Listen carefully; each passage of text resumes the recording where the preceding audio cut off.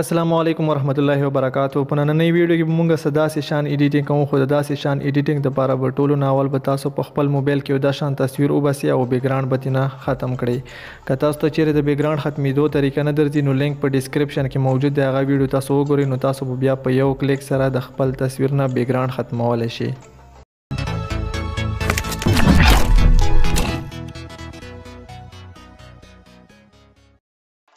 چې کله تاسو خپل تصویر نه بیک ګراوند ختم کړل نو تاسو بیا په خپل موبایل کې د پیک آرټ اپلیکیشن اوپن کړئ او تاسو تخکته د پلس نشان ښکاري. په دې پلس نشان باندې به تاسو کلیک وکړئ او دا بیک ګراوند چې کوم دی دا به تاسو د پیک آرټ اپلیکیشن کې اوپن کړئ. بیا به تاسو په ټول باندې کلیک وکړئ او دلته به راشي د بیک ګراوند چې کوم دی دا به تاسو معمولی شان داسې بلر کړئ.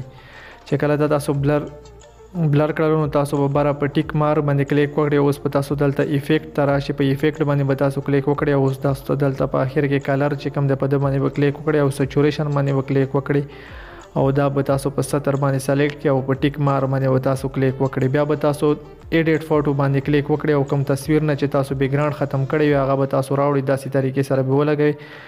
بیا به تاسو بره په پلس نشان باندې کلیک وکړئ او په ایډیټ فوټو باندې کلیک وکړئ او دا پی ان جی چې کومه دی دا به تاسو دلته کې راوړئ داسې طریقې سره به ولګئ او تاسو به بره بیا په ټیک مار باندې کلیک وکړئ. چې کله دا تاسو وکړئ نو تاسو بیا په ټول باندې کلیک وکړئ او دلته کې به په کراپ باندې کلیک وکړئ. تاسو تصویر نه د سر ته کومه حصه وي نو دا به تاسو داسې طریقې سره کراپ کړئ چې تاسو تصویر ښایسته ښکاري. بیا به تاسو ډراو ته راشئ او دا تصویر په خپل موبایل کې سیو کړئ. د تصویر چې کوم دی دا به تاسو اوس د لایټ روم په اپلیکیشن کې اوپن کړئ او لایټ روم په اپلیکیشن کې به تاسو دته کلر وکړئ.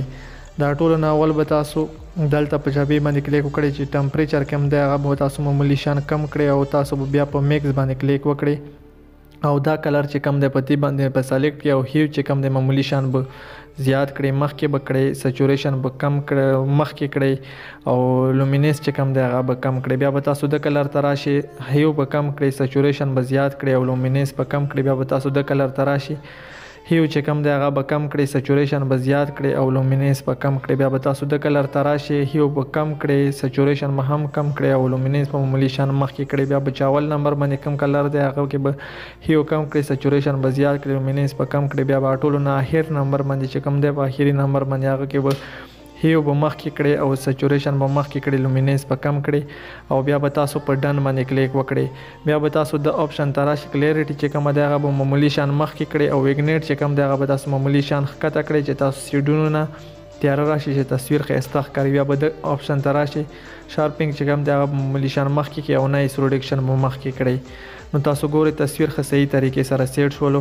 که تاسو ته په ویډیو کې څه قسم ته پرابلم هم وي نو په ډسکرپشن کې زموږ د واتساپ ګروپ لینک موجود دی. هغه واتساپ ګروپ تاسو جوین کړئ نو هلته تاسو واتساپ کې موږ نه په وایس میسیج کې تاسو کولی شئ او که واتساپ نه استعمالوي نو تاسو موږ نه په کامنټ کې هم تاسو کولی شئ.